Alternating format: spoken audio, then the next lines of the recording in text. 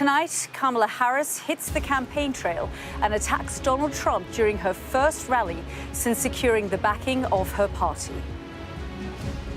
The vice president visited the swing state of Wisconsin, where Republicans just held their convention and offered her alternative vision for the country. Do we believe in freedom? Do we believe in opportunity? Do we believe in the promise of America? And are we ready to fight for it? And when we fight, we win. God bless. Behind the scenes, work's underway to decide Harris's possible running mate. We understand 5 candidates are now being vetted by her campaign. Also tonight, President Biden re-emerges from COVID isolation and heads back to Washington. Tomorrow, he'll address the nation and explain his decision to quit. Plus, the head of the Secret Service also calls it quits after admitting major failings by the agency on the day Donald Trump was almost killed. Also,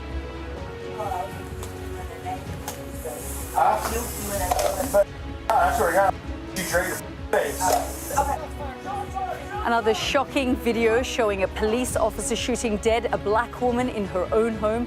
We'll have the latest on the investigation. And protests and arrests in the capital on the eve of Israeli Prime Minister Benjamin Netanyahu addressing Congress. That's all coming up on The World with me, Yalda Hakim.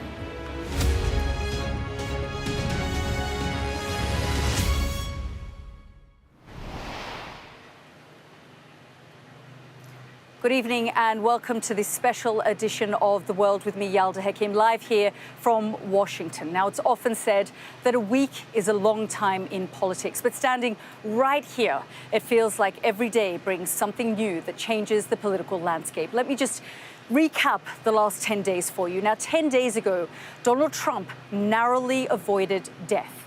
There was an assassination attempt on his life. After that, we had the Republican National Convention, which saw a revitalization of his campaign. I was there last week in Milwaukee, in Wisconsin, and people were saying to me they were marching to victory, that it was some kind of divine intervention. Donald Trump was here for a higher purpose. The Democrats on the other side, they felt demoralized. Joe Biden announced that he was standing down in the race for the White House, and of course, just in the middle of that Republican National Convention, he contracted COVID. Then Kamala Harris got into such a strong position to try to replace him that we're already talking about who might be her vice president. So a lot has happened in the last 10 days. Today, another bombshell. The head of the Secret Service resigned from her role after admitting major failings on the day of the assassination attempt on Donald Trump. So really, a week is a long time in politics. Like I said, huge moments in American politics, all happening at breakneck speed, and we're going to keep you up to date. Tonight, we're going to guide you through every moment of high drama and look where things might go next. Let's start with the very latest development. In the last few hours, Kamala Harris hit the campaign trail with a first rally in the state of Wisconsin, a key battleground state. Have a listen. I took on perpetrators of all kinds. Predators who abused women, fraudsters who ripped off consumers, cheaters who broke the rules for their own gain. So hear me when I say, I know Donald Trump's type. Do we believe in freedom? Do we believe in opportunity? Do we believe in the promise of America? And are we ready to fight for it? And when we fight, we win. God bless you. God bless you. Kamala Harris speaking in the last few hours in what is her first campaign rally. Let's bring in our Martha Kellner, who is in Milwaukee. And Martha, we were in Milwaukee last week together during the Republican National Convention. Extraordinary to think that a week later, Kamala Harris would be there as the hopeful presidential nominee. She filled that gymnasium. 3,200 people, we're being told, was there cheering her on. The vibe now very different for the Democratic Party. Yeah, I've just come out of that Kamala Harris event, Yalda, and like you say, a week ago we were at the Republican National Convention. They were jubilant, optimistic, positive about their chances in November. Well, the same is true for the Democratic Party now. This feels like a party reborn since Joe Biden exited stage left. Kamala Harris took the stage in this sports hall, as you say, around 3,200 people there. They were chanting Kamala, Kamala, Kamala as she came onto that stage, breaking out into renditions of Sweet Caroline. The energy in that room was like nothing I've seen at a Biden or Harris campaign event so far this election cycle. There was a real mood of enthusiasm and energy.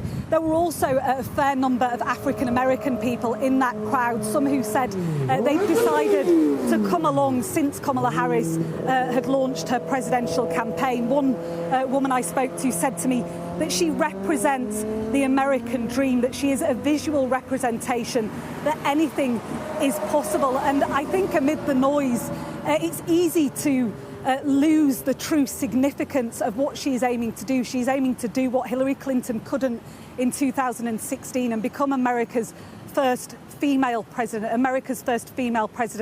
of colour. And it's already presenting some backlash to her. There was a representative from Tennessee just yesterday who was saying she was a diversity hire.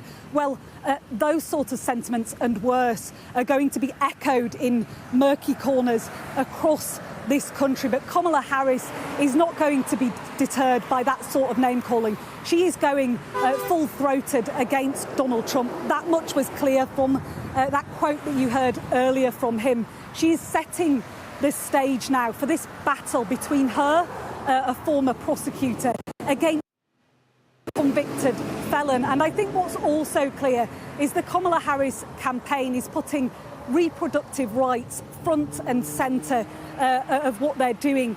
Just read you one small quote that she said on stage. She said, "We'll stop Donald Trump's extreme abortion bans because we trust women to make decisions about their own body and not have their government tell them what to do." When she finished that moment, the whole crowd erupted. It really was something to behold. The excitement inside that room was palpable. This, though, is just the first stop in what will be an exhausting campaign. She will have to crisscross this country. She's already won over a fair amount of people here in Wisconsin, but there is a huge mountain to climb if she's to overcome Donald Trump in 105 days' time. And she pointed that out, didn't she, Martha? She said we have a lot of work to do, 105 days to go.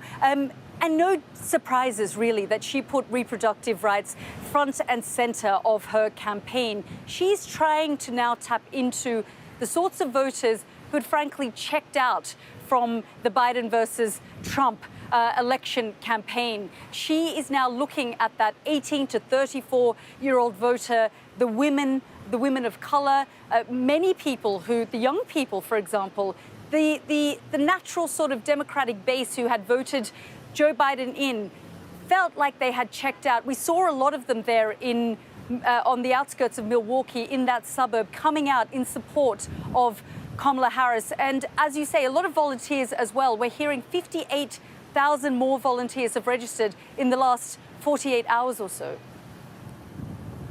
Yeah, and there was a lady wandering around the hall just now at that campaign event, trying to sign more people up to that volunteer drive.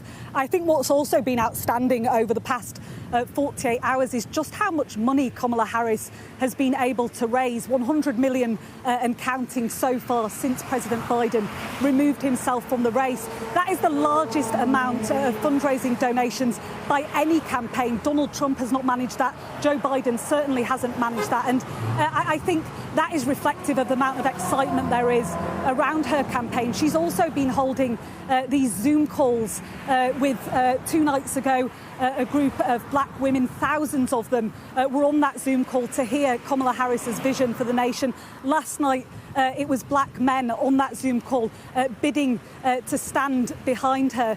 Now, though, she has to turn her attention to winning over those parts of the electorate that may be harder to convince. I was speaking to one gentleman inside that hall who said he'd come along just to hear what Kamala Harris had to say. He was an iron worker, and it is those Rust Belt workers, those factory workers who live paycheck to paycheck often, who Kamala Harris will also have to convince if she's to win this race. Martha, thank you so much for bringing us up to date there from Milwaukee, a place that Martha and I were just a week ago during the Republican National Convention. Now, all this focus around Kamala Harris, the focus of her now stepping in to become the Democratic presidential nominee, means that the focus has shifted on the current president, Joe Biden, because, of course, he announced just last week that he had contracted COVID. He was in Las Vegas meeting African-American voters. He was meeting Latino voters. He had to be rushed home to Delaware to isolate.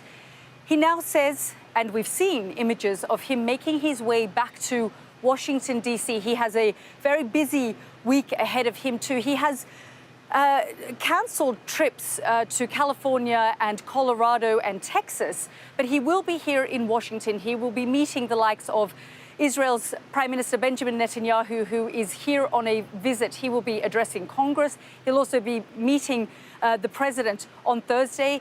And on Friday, he'll be going to Mar-a-Lago, where he'll be meeting Donald Trump. Let's go to this report by our James Matthews.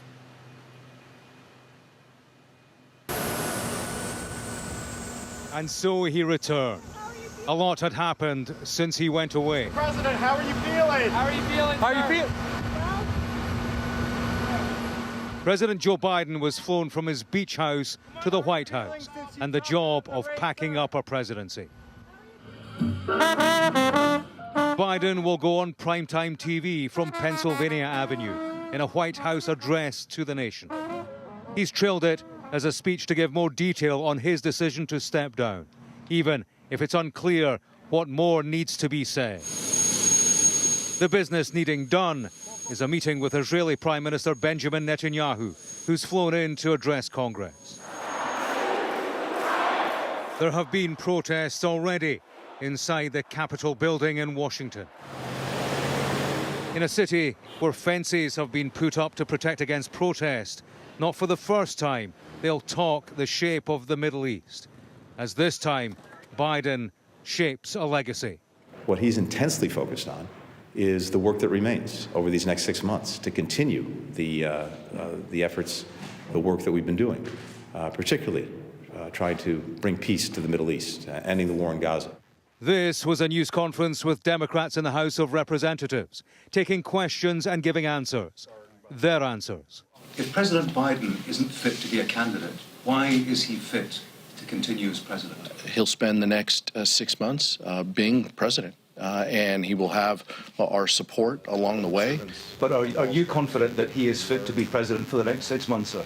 You know how you have pro athletes, like a quarterback takes a team that's like 4 years ago not doing well, and then now takes them to having a winning victory and says, you know, I'm going to retire next year.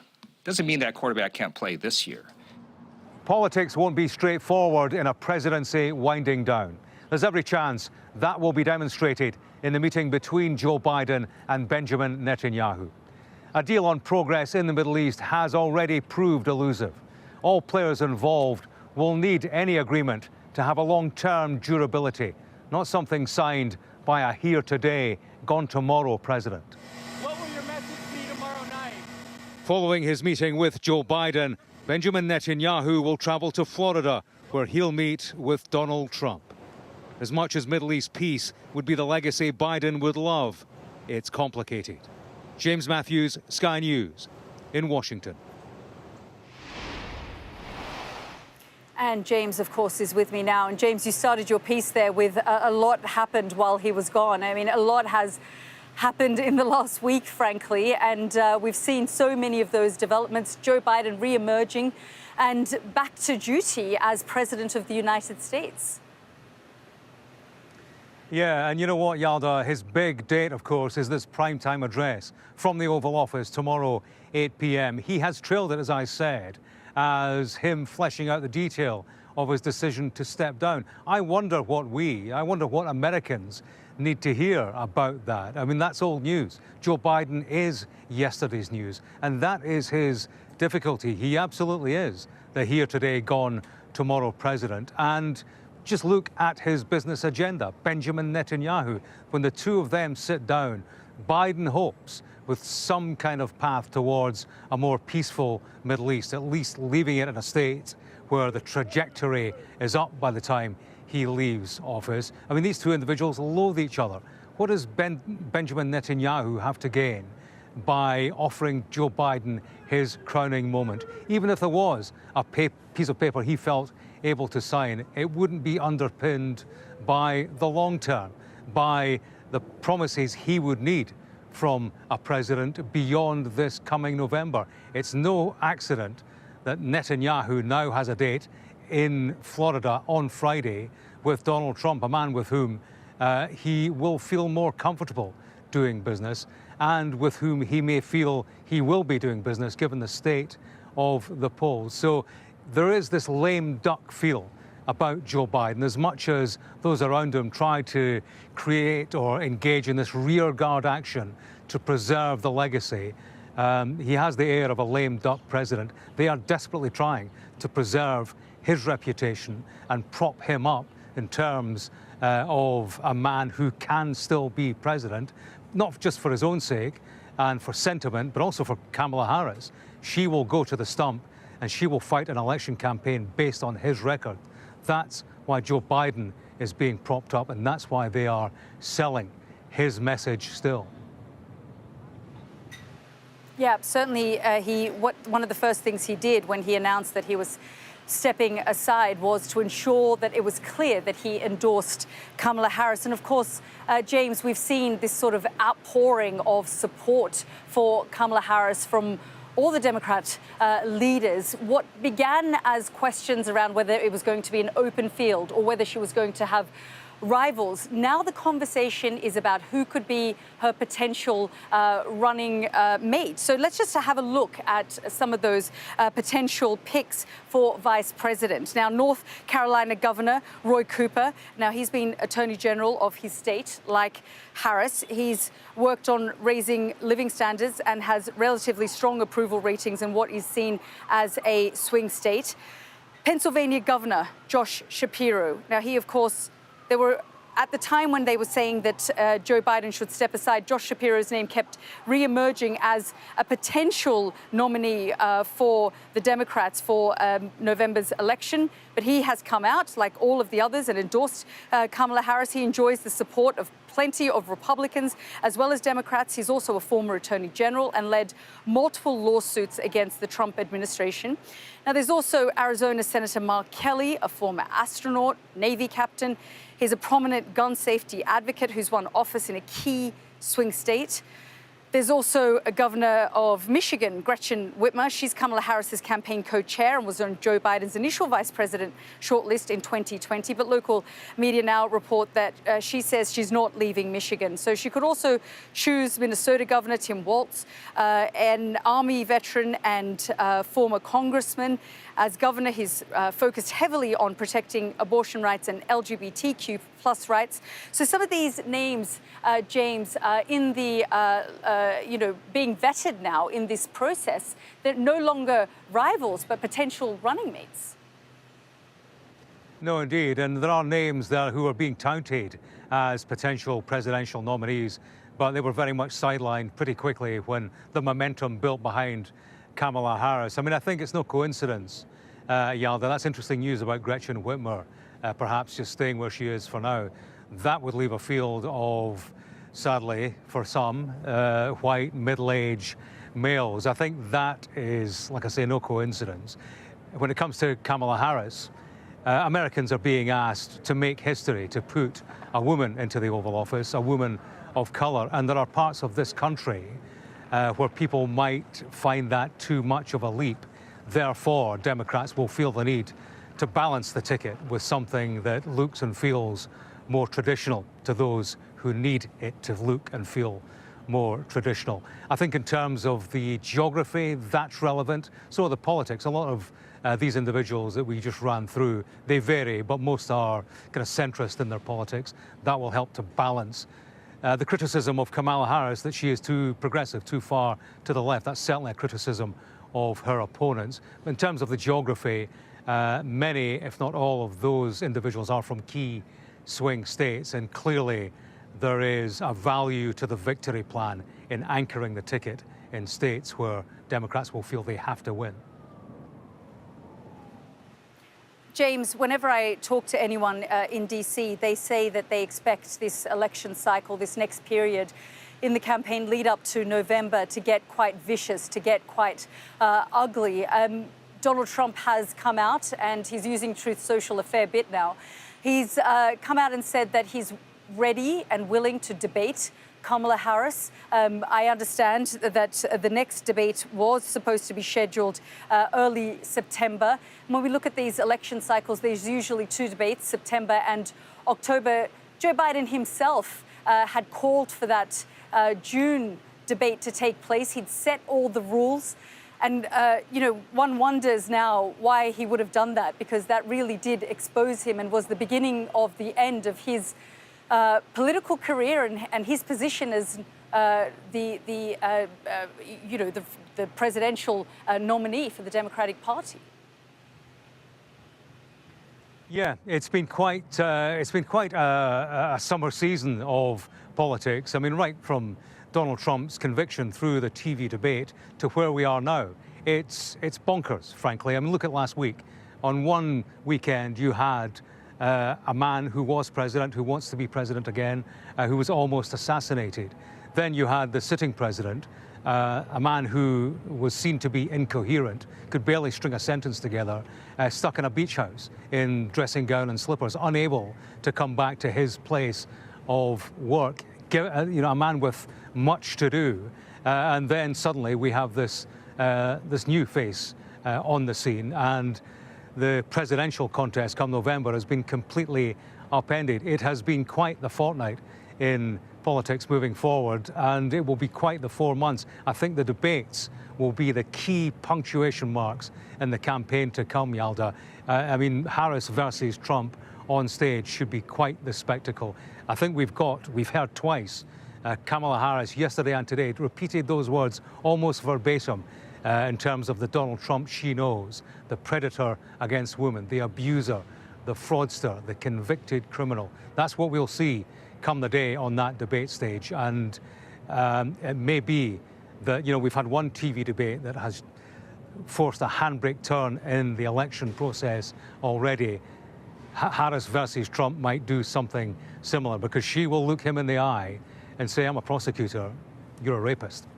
What's his answer to that? Because he has been found liable for sexual assault. The judge in that New York case said, okay, technically it's sexual assault, but that is rape. So she will look Donald Trump in the eye and tell him to get out of that one on national TV. That's why the rules of engagement here have changed, and that's why Democrats are so buoyant. They've seen Kamala Harris in action. They've seen in the past 24 hours how she can rally, interact and engage with a crowd, and they think they have suddenly an election winner. They are relieved to see the back of Joe Biden, and right now they very much welcome the sight and sound of Kamala Harris. Yeah, James, there have been so many plot twists in the past few weeks that anything at this point can happen, and we just have to brace ourselves. Thank you so much for all of your analysis there. Now, you're watching The World with me, Yalda Hakim, live here in Washington. We've got all the twists and turns for you. Still to come, the Harris campaign raises $100 million in just 36 hours. I asked two donors why the money is flooding in. But next, the fallout from US Secret Service Chief Kim Cheetle quitting over the failed Donald Trump assassination attempt. Stay with us, we've got lots more coming up.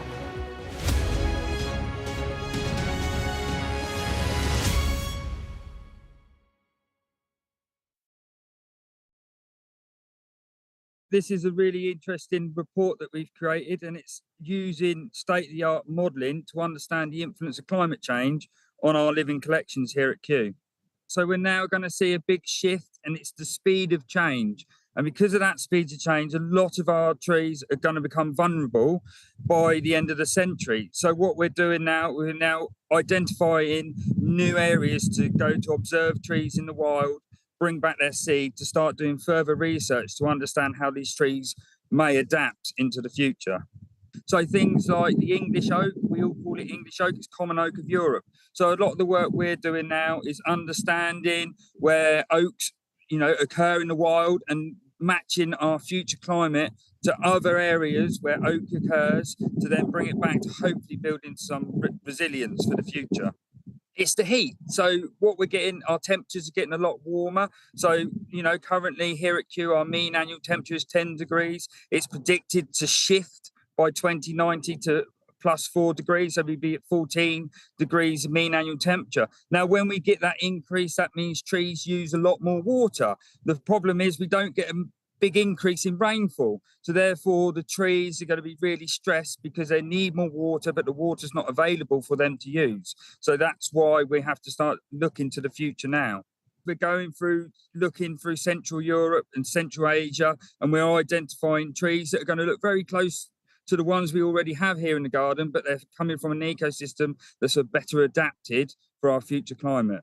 So we're doing lots of cuttings now to safeguard those trees, and we're looking at where we can place them in other botanical institutes. But a lot of the work we're doing is to do with the soil, trying to increase the water holding capacity within our soil column so we can help support these trees for the future.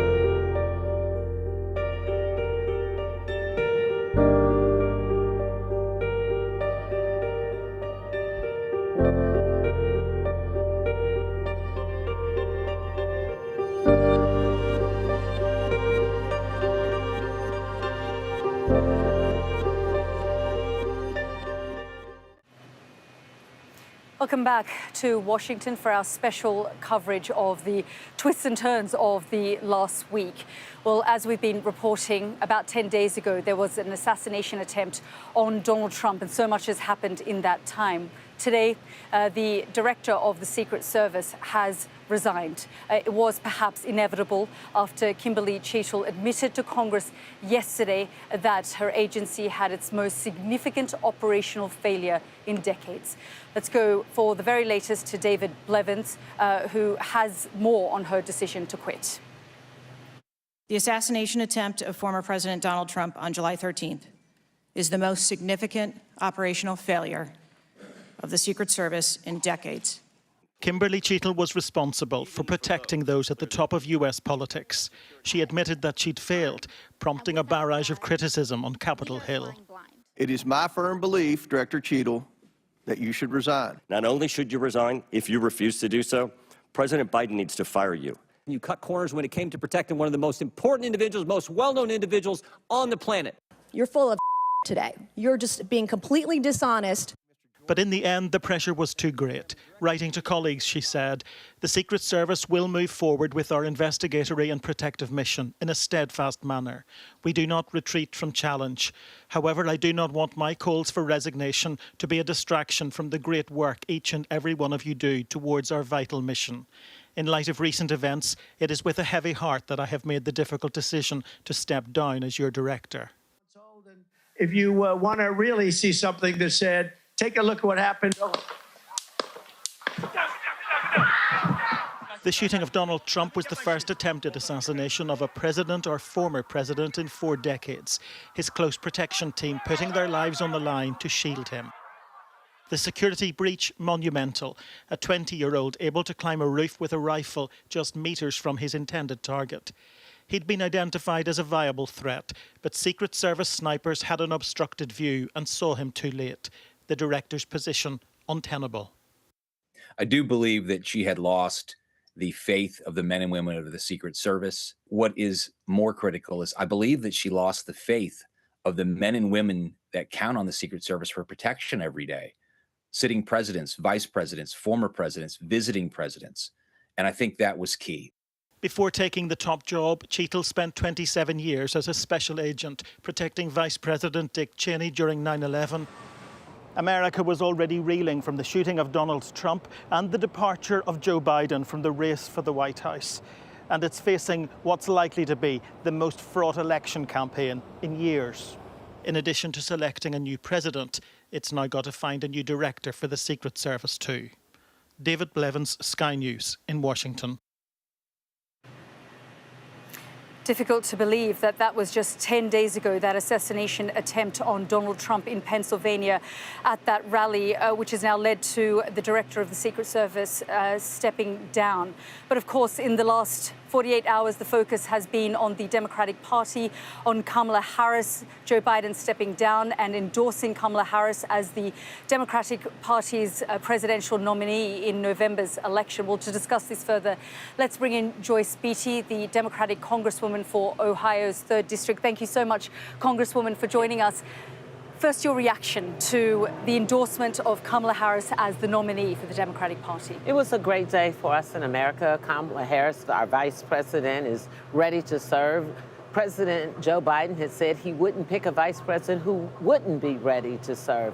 Of course, having our first female candidate to be president of the United States is excitement, and as a black woman, I'm honored and I'm excited, I'm overwhelmed. But the most important thing is she has delivered and she's ready. And she said she's ready to serve. Of course, she'll say she's ready. The party will say she's ready. Did they do this to avoid chaos, not opening the field up to others? I don't think they did. I think when you look at who was battle tested, who was vetted, who was ready, you're right. Many people said they'd want to be president and they wanted to run. But when you look at her accomplishments, when you look at she's from the largest state in the nation, she's been the district attorney, she's been an attorney general, she's never lost a race, and she has received more votes than anyone. When you want to talk about foreign affairs, she has met with more than 150 international, national leaders, traveled to 20-some countries. She is working for women's reproductive rights and taking a leadership there, civil rights, education, health care. There's no other person who wanted to run that has been vetted as much as she has. And after all, she ran for president. She did, and she fell out of the race quite quickly in 2020.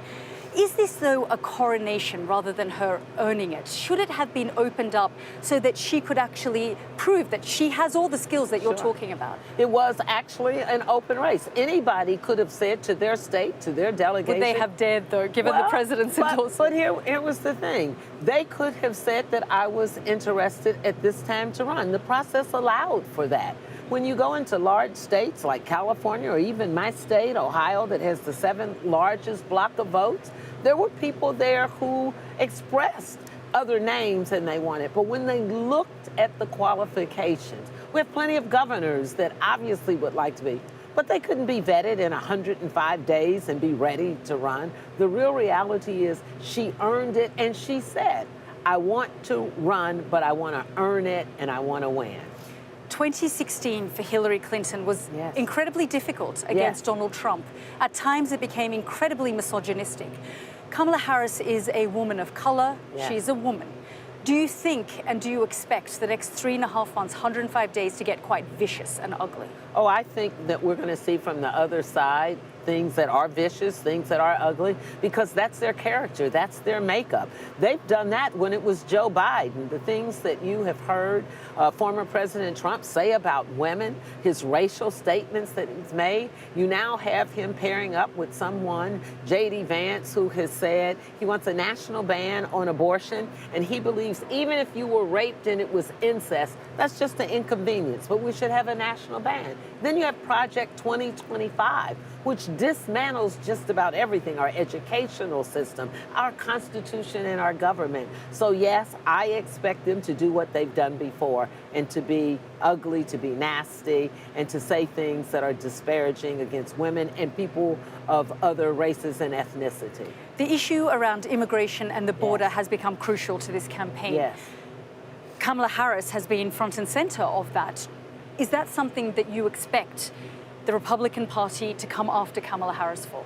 Well, I think they may try to do that, but after all, the legislation comes out of the House, and there's a Republican House. So when Republicans say what we should have done, what we would do, the question comes back to them. Why hasn't Speaker Johnson done it? Why didn't Speaker McCarthy do it? That lies with them, and they've not brought legislation to the floor. Congresswoman, really great to talk to you. Thank you so much for joining us. Thank you so much. Well, momentum really building there around Kamala Harris. As you can hear from the Congresswoman, they are getting ready for what is likely to be a very tough 3.5 months.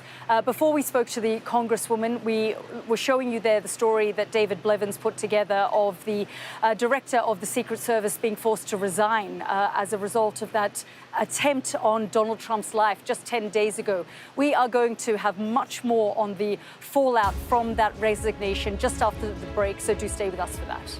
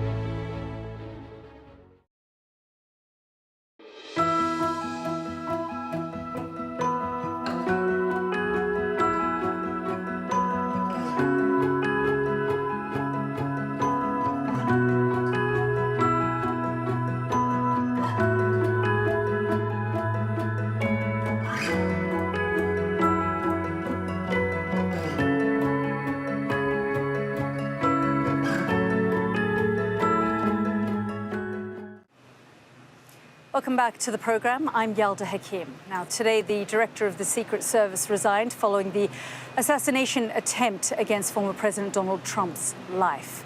Well, we can now get some live reaction to all of that. I'm joined now by Tommy Pigott, Strategic Communications Director for the Republican National Committee. Thank you so much, Tommy, for joining us here on the program. Just your reaction to what we've seen develop in the last few hours with the resignation there of the Director of the Secret Service.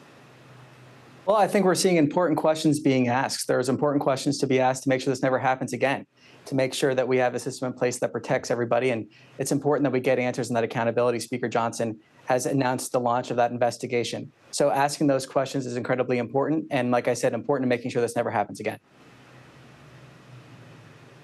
I guess one thing that was notable is that neither side of the aisle agrees with too many things, but we did see bipartisan support for this call for her to step down because they saw it as a fundamental failure to protect a former president. Well, ultimately, you had an event that never should have happened on Saturday. Of course, we saw the bravery of the Secret Service who ran on stage and shielded President Trump.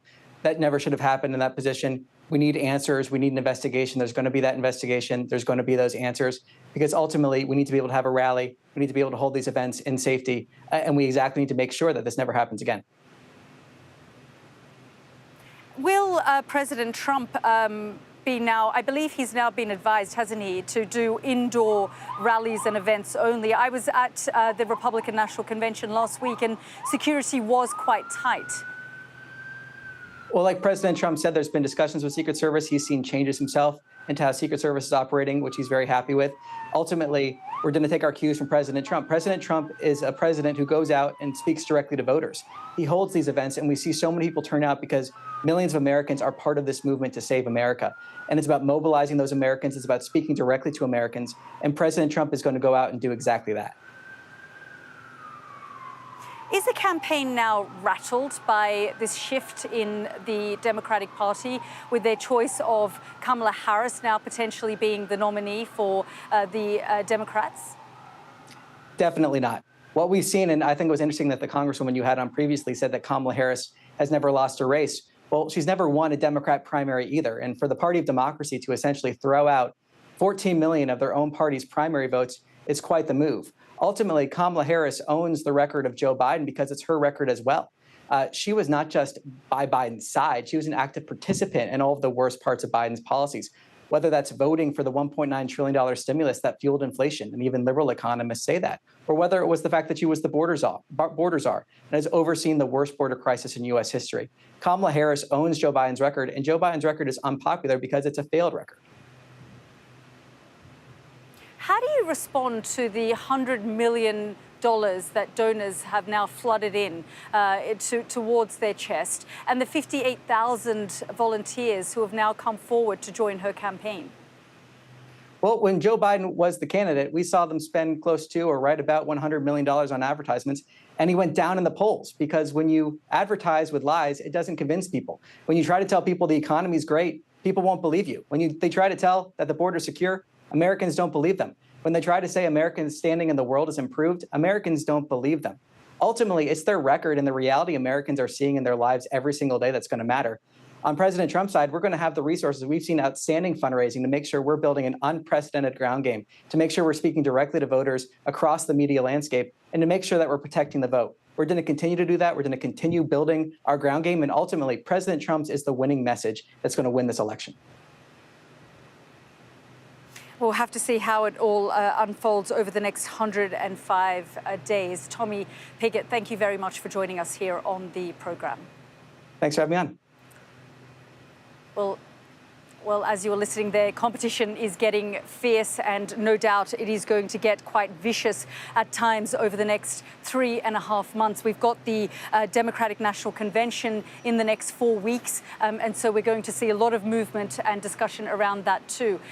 I just want to now update our viewers, all of you, on a story away from the politics of Washington, but one that is going to be debated during the race for the White House. The issue of police tactics, that has been something that has also been front and center both in 2020 and no doubt now. This is after body cam footage released by police in Illinois revealed the moment a U.S. police officer fatally shot a black woman in her home. Now, just a warning, the following footage does contain distressing scenes. Just have a look at this. Away from your hot steaming water. Away from my hot steaming water? Yeah. Oh, I rebuke you in the name of Jesus. I rebuke you in the name of Jesus. I swear to God, shoot you right in your face. Okay. Now, just to give you some context, officers were called to 36-year-old Sonia Massey's home when she reported a suspected intruder inside her home. Now, while they were inside, Massey was shot 3 times following an incident where she was asked to put down a pot of hot water. And that body cam footage has now emerged and has distressed this nation. Now, former Deputy Sean Grayson was charged with first-degree murder, aggravated battery with a firearm and official misconduct, which he denies. President Biden condemned the officer. This quote, "Sonia Massey, a beloved mother, friend, daughter, and young black woman, should be alive today." Sonia's death at the hands of a responding officer reminds us that all too often, black Americans face fears for their safety in ways many of the rest of us do not. So a statement there from Joe Biden, and of course Kamala Harris has also come out in support of that statement following the fatal shooting of Sonia Massey. No doubt policing tactics are going to be a huge issue in this election campaign as well. Now, this is The World with me, Yalda Hakim, live in Washington. We've got lots more coming up in the next few minutes. Mark Austin and I, my colleague, will be reflecting on a whirlwind 10 days and look at where this election contest might take us. We'll have our analysis. Stay with us for that.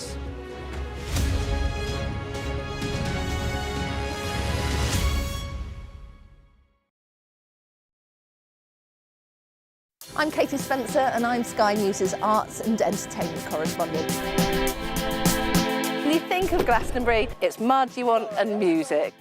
They're going to cross to us live in a minute. Okay. We always were capable of doing this. Oh, they're wonderful children as an audience. Who did that? Maverick, here on the red carpet. I'm so excited. We take you to the heart of the stories that shape our world. Nor have I ever struck any woman in my life. There's this illusion of power. Are you feeling well? I remember covering the Oscars and that now infamous moment, the Will Smith slap. You can tell from these crowds just how excited people are for the return of Pride. These actors playing the lead roles were born long after the Sex Pistols broke up. As a team, we've interviewed some of the biggest stars in the world. Okay, I'll talk to you. Don't leave me. Yeah, okay. There's no easy goodies. There's no easy baddies. Thank you. Thank you. Bye.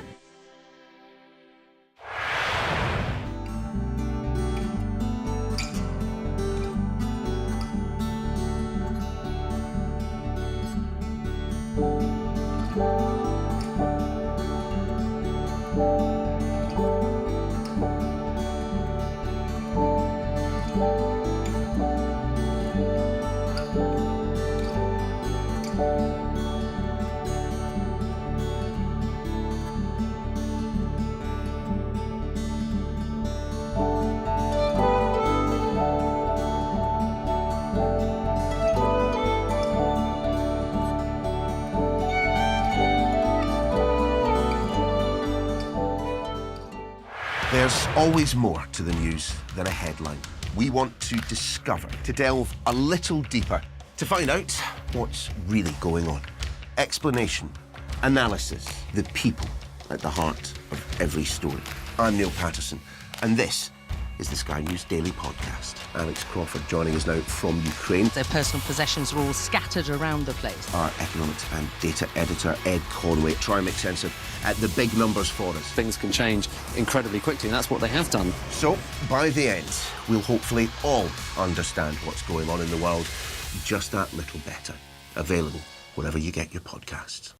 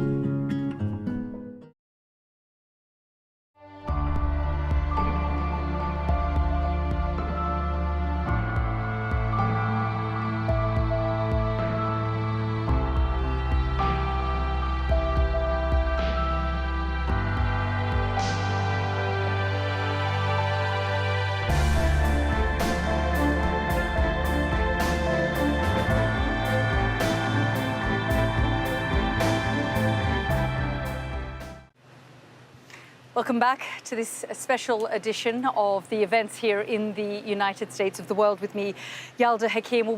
We've been following all the plot twists, the twists and turns of the last 10 days. And with me here to do that has been my colleague, Mark Austin. And Mark is here with me live in Washington. Mark, you left London, came here when there was that assassination attempt, that news of Donald Trump being injured, his right ear.